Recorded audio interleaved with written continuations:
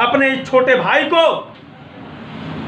का सहयोग करेंगे, अपना आशीर्वाद देंगे, क्योंकि आप देख रहे हैं कोई भी राजनीतिक पार्टी आपके इस मुद्दे पर, आपके इन अधिकारों को, आपको सम्मान दिलाने के लिए आवाज नहीं उठा रहा है। आप देख रहे हैं हमारे देश में महंगाई से हाहाकार मची है, और जो सत्ताधारी पार्टी महंगाई पर छाती पीट करके आज सत्ता तक पहुंची है, वह 8 गुना महंगाई करके आज मजे से आंख पर पट्टी बांध करके सो रही है। विपक्ष, किसी लोकतंत्र की सबसे बड़ी जिम्मेदारी जिस विपक्ष पे होती है कि जिस विपक्ष का अस्तित्व ही इसलिए किया गया है कि सरकार निरंकुश ना होने पाए, लेकिन वह विपक्ष अपने सत्ता के दौरान किए गए भ्रष्टाचार के कारण आज सीबीआई से डरा बैठा है। सत्ता पक्ष के आगे हाथे बांध करके, सर झुका करके खड़ा है मेरे दोस्तों। तो ऐसे लोगों से आप अपने मौलिक अधिकारों की रक्षा नहीं कर सकते हैं। अब की बार आपको ठानना होगा कि 172 उत्तर विधानसभा से सिर्फ और सिर्फ अपने इस छोटे भाई संजय सिंह राणा को चुनाव निशान ऑटो रिक्शा पर मोहर लगा करके भारतीय सर्वधर्म पार्टी के परचम को लहराना है, विधानसभा पहुंचाना है, एक नया इतिहास लिखना है, एक नया कीर्तिमान स्थापित करना है। तो आपको याद रहे, सिर्फ और सिर्फ ऑटो रिक्शा चुनाव निशान ही है, भारतीय सर्वधर्म पार्टी है जो आपको शिक्षा, चिकित्सा, न्याय, रोजगार पर आपको आपका अधिकार दिलाने की लड़ाई लड़ रहा है। हाँ, यह स्वीकार करता है आपका छोटा भाई कि सड़कों पर उतर करके आपका यह भाई हुजूम के शक्ल में आपकी मदद आज तक नहीं कर पाया है, क्योंकि आपका यह छोटा भाई आप ही की भांति अभी संसाधन विहीन है। लेकिन जितने संसाधन आपके छोटे भाई के पास मौजूद हैं, उन सब का 100% उपयोग करते हुए इन 10 वर्षों में जितने लोग मेरे पास मदद को लेकर के आए, सबकी मदद मैंने की और सबको 100% सफलता भी दिलाई। चाहे वो मेयो प्रकरण हो, चाहे वो केजीएमयू का लारी प्रकरण हो, चाहे वो लोहिया का हो, चाहे वह अन्य किसी भी शिक्षा संस्थान, चिकित्सा संस्थान से जुड़ी समस्या क्यों ना हो, अपने हैसियत के अनुसार, अपनी ताकत के अनुसार, अपने सामर्थ्य के अनुसार आपके छोटे भाई ने उन फरियादियों की पूरी मदद की। मेयो अस्पताल के खिलाफ जो मैंने संग्राम छेड़ा था, वहां 8,23,000 रुपए का बिल मैंने माफ कराया था। पीड़ित गोरखपुर का आवासी था। मैं जात धर्म में विश्वास नहीं करता, लेकिन वह पीड़ित था। जाति धर्म जो भी हो, मैं उस पर डिस्कस नहीं करता, क्योंकि मैं जात के खिलाफ, राजनीति में जात के खिलाफ लड़ाई लड़ रहा हूं। मेरे दोस्तों, 8,23,000 रुपए का बिल मेयो प्रशासन को माफ करना पड़ा था।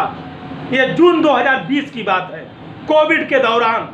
आप मेरे फेसबुक पर इसे देख सकते हैं, कितना बड़ा आंदोलन मैंने किया था, जिनमें मेरे पास कई धमकियां आई, लेकिन मैं किसी विचलित नहीं हुआ, क्योंकि सच की लड़ाई लड़ने के लिए मैं सर पर कफन बांध करके ही लड़ रहा हूं। चाहे वह राजनाथ सिंह हो, चाहे लखनऊ के 3 डीएम हो, चाहे वह चुनाव आयोग नई दिल्ली क्यों ना हो, सबसे मैं हाई कोर्ट होते हुए सुप्रीम कोर्ट में भी लड़ रहा हूं। क्योंकि सच्चाई के रास्ते में कांटे तो बिछे होते हैं, लावे तो बिछे होते हैं, उसे पार करने में कुछ तकलीफें तो झेलनी होती हैं। आपका यह छोटा भाई इसीलिए उन तकलीफों को नजरअंदाज करके देश हित में अपने कर्तव्यों का निर्वहन कर रहा है, और देखना चाहता है कब तक, आखिर कब तक हमारे देश की जनता, हमारे प्रदेश की जनता, हमारे क्षेत्र की जनता हमें अपना आशीर्वाद नहीं देती है। मैंने भी जिद पकड़ लिया है कि एक न एक दिन हमारे देश की, हमारे प्रदेश की, हमारे क्षेत्र की जनता को हम पर अपनी कृपा दृष्टि डालनी ही होगी।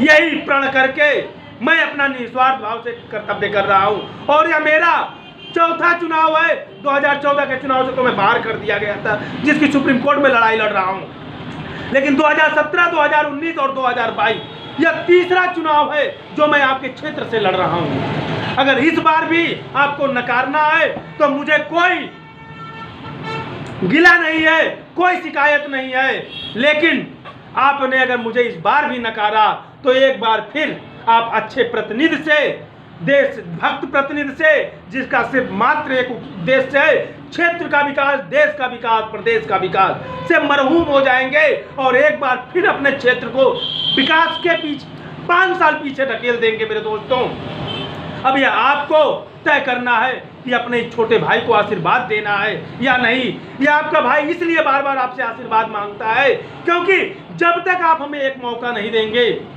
तब तक आप हमें परखेंगे कैसे। आपने कांग्रेस को परखा, मौका दिया, मौके पे मौका दिया, मौके पे मौका दिया, मौके पे मौका दिया। आपने बसपा को मौका दिया, मौके पे मौका दिया, मौके पे मौका दिया, मौके पे मौका दिया। आपने भाजपा को मौका दिया, मौके पे मौका दिया, मौके पे मौका दिया और 2017 में पूरा मौका दिया। लेकिन क्षेत्र का विकास क्या हुआ? क्या जिस प्रकार होना चाहिए हुआ? आज भी सड़कें गड्ढे युक्त हैं, गंदगी का अंबार है। कोरोना काल में निजी शिक्षण संस्थानों ने हमारे और आपके खून पसीने की कमाई को निचोड़ लिया और सरकार हाथ पे हाथ धरकर बैठी रही। कैसे चिकित्सालयों ने पहले 2-2 लाख 5-5 लाख रुपए जमा कराए, तब जाकर के एडमिशन लिया, एडमिट किया हमें आपको, और सरकारें आंखें मूंद करके बैठी रहीं। हमारे योगी जी महाराज, हमारे मोदी जी महाराज चुनाव के दौरान सफाई कर्मियों के पैर धोए, बाकायदा थाली में पानी लेकर के उनके चरणों को पखारा गया। लेकिन जब कोविड के दौरान लोगों के पैरों में यूं फफोले पड़ गए तो न योगी जी दिखाई दिए, न मोदी जी, न उनके कार्यकर्ता। यही आम पब्लिक ने जो इनकी मदद की, समाज सेवी संस्थानों ने जो इनकी मदद की, वही उनके काम आई। तो मेरे दोस्तों, मैं आपके हाथ जोड़कर अनुरोध करता हूं, जब इतने मौके सबको दे चुके तो एक बार मौका देने में क्या गुरेज, क्या परहेज, क्या हिचक है आपकी? एक मौका आपका छोटा भाई मांग रहा है और आपसे वादा करता है कि अगर आपके उम्मीदों पर आपका यह छोटा भाई खरा न उतरा तो आप उखाड़ के फेंक दीजिएगा हमें। दोबारा मैं आपसे मौका नहीं मांगूंगा। भारतीय जनता पार्टी आपसे वादा करती है। ये संजय सिंह राणा का वादा है आपसे, दोबारा मैं आपसे मौका मांगने के आपके बीच नहीं आऊंगा, क्योंकि मेरे अंदर राजनीतिक कीड़ा नहीं है मेरे दोस्तों। मेरे दिल में स्वार्थ की गंदगी नहीं है मेरे दोस्तों। मेरे दिल में जो जुनून है वह सिर्फ और सिर्फ आम नागरिकों को उनके अधिकारों को सम्मान दिलाने का जुनून है।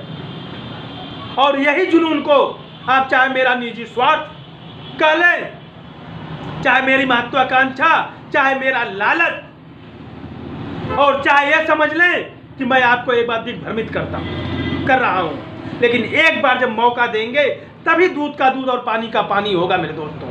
तभी आप हमें परख सकते हैं, जांच सकते हैं।